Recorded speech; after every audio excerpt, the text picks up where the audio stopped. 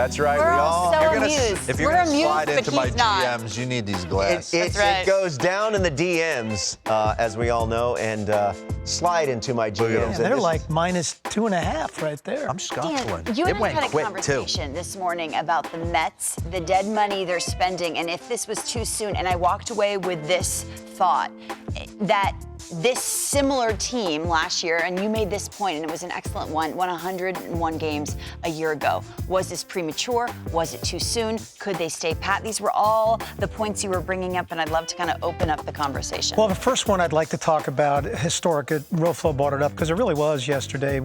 Over the last few days, we've never seen an owner utilize his wealth to send away players and acquire young talent. And if you look at the amount of money that they sent out, it's historic. I mean, they sent out $210 million.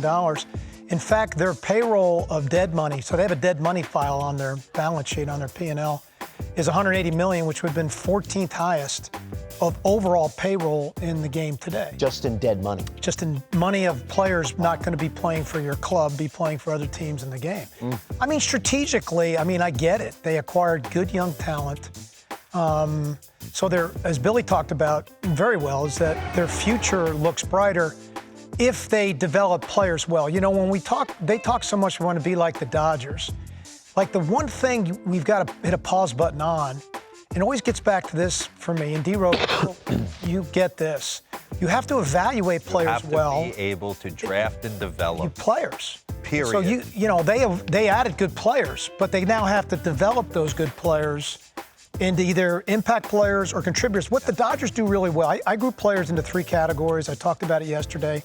They're impact, contributors, and value. Good organizations take the value players and make them contributors, and take a few contributor players and make them impact. And the impact players they have, they create sustainability within those impact players. I think the Mets, I looked at it, historical return on their players over the last 5 years, about 9% of the players they draft to get to the big leagues. Wow. That's just not enough. Wow. Dodgers are pushing 30. I saw this too. Of the Wow. prospects that get traded in the deals, you did this yesterday. How many of them do you think make it to the big leagues? Well, how many are impact when they make it to the big leagues? 3%. 3%. And then 11 so, are we love all these prospects, and we should. You got to draft and develop. Like, the Baltimore Orioles are good because What's their percent? If the Mets are 3, what's... no, the entire landscape of baseball's 3%. But you said it's 8 for the Mets? Well, the players the Mets have drafted, 9%, that 9%. get to the big leagues and play any kind of role at the big league level is not impactful. It's about 9%. And for the Orioles, what would that be? I didn't do it, Lauren, but I would imagine it's triple that number. Wow. So Let me ask you a question. Is this a Stevie Cohen telling Billy Epler, I'm tired of watching the current No, product? I don't think so. And I want you to do something different. No, I don't think so, because you This have is to. Billy going I to think him? you have to know what you didn't know. I think Billy recognized, like we all did, very difficult to create a model where you win at the big league level, but you don't have enough young players to have any sustainability to win or to trade to continue the process going. But one of the things we didn't talk about yesterday, and I regret not talking about, I'd love to just mention it here, is what happens if they stand at pat? So they won 101 games. They're the now Padres, they're not going right? to. So was last year an aberration, or is this year an aberration? They had a disjointed spring training because of the WBC. That's just the reality of it. They had early season injuries. They lost their premier closer to a freak injury in the WBC. Yep. And their best players had bad years. Does that make them bad players? No. I don't think so. And then the other thing that we don't talk about, teams become really great when there's a continuity of the product. You know, they get to know each other. They know their personalities. They know how to poke one another. They get it. What the Mets have is they're going to have a revolving door of players. If they go out and try to replace their starting pitchers, you know, they're going to have to commit multi-year deals. Are they going to sign players that have been given the qualifying offer so you lose draft picks? Right. All those pitchers were on expiring contracts, so they weren't. Though they made a lot of money, they weren't there for a long period of time. So you wouldn't have done this. Look at this list I'm not here. saying I wouldn't have done this. So when you look at this list, Dan, and you look at the landscape of the division they play in and the teams they have to compete with, where do they go from here? I.e., players like Pete Alonso, Well, that's my point, Robert. So what happens? Is that would I have done this? I don't believe you walk into the water and succeed in this game when the water goes up to your waist. Either you go in and swim or you don't go in the water. It's very difficult to win. Let me explain why that is to you. You send your scouts out to look for players. Right. Are you looking for players that are going to make an immediate impact in your future? Or are you projecting upon more deeper players? The Mets, in their trades they made, they went long haul. Yeah, they did. They went longer length. And they got good they did. prospects. They paid for them, but they had to, right? They did. And they kind of had 2 drafts in this trading deadline of the players they got back. Sure.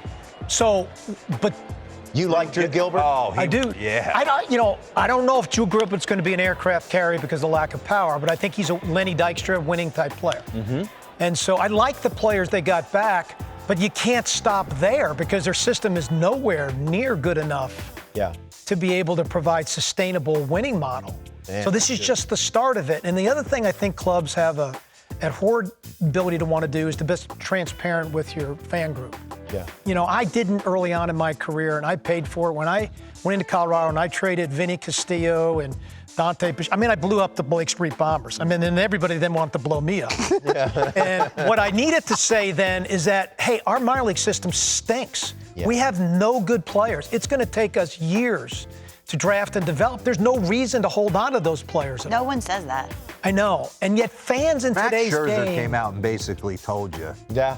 Fans in today's game are educated enough that they get that. You know, they just want transparency because they're going to see the transparency on the field eventually anyway. You mentioned the Dodgers. Let's hear from Andrew Friedman. Obviously, the Dodgers were very active, and they reportedly had a deal in place for Eduardo Rodriguez before he invoked his no trade. Check this out. You know, we thought with having a lot of his ex-teammates and guys that he's played with that and our place in the standings, and we thought we would be very desirable, but obviously for family reasons, you know, we never got a chance to talk to Eduardo, but we talked to his agent numerous times, and you know, we respect that he had this right and he exercised it. Obviously, we would have loved for him to join what we have going here, but you know, it's hard for us to argue with family reasons. You know, right there, guys, let me just jump in. I would never give an opposing team that I was making a deal with the right to talk to my player or agent. That's my job. Yeah. Like, my job is to determine which clubs are you willing to go to. Yeah. But do you know that before, Dan? I don't understand. Yeah. So if you knew this, why are you wasting time on the conversation? I got to believe, Lauren, the disconnect here is that both the agent and the player gave the Tigers indication that the Dodgers were good to go. And then had a change of heart at the end. And I'm going to say something. I'm always pro-player, and I don't know family reasons why Eduardo doesn't. But the Detroit Tigers stood by him last year. Yeah. I said that yesterday. And he went home and disappeared from his team and teammates for whatever reason. Right. And they honored that, and then they brought him back. And then they're willing to move him for 2 months to the Dodgers to try and win a world championship. And he can exercise his right, but if I'm the Tigers, I'm hot. I'm hot.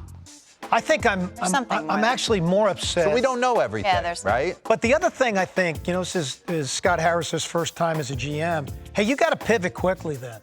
Yeah. Like, how do you not have a deal in place with the Orioles is mind-boggling to me. Because you match up really well with them. Maybe you don't get everything that you said you need to get because he could be just a rental for 2 months. Yeah. So you're not going to get what you're going to get for Keller. It was an original Oriole draft pick, right? Or maybe it's not just someone that you're going to pivot to. So it leads me to believe that the information Scott and his group were getting was they had no doubt that he was going to approve that deal to the Dodgers.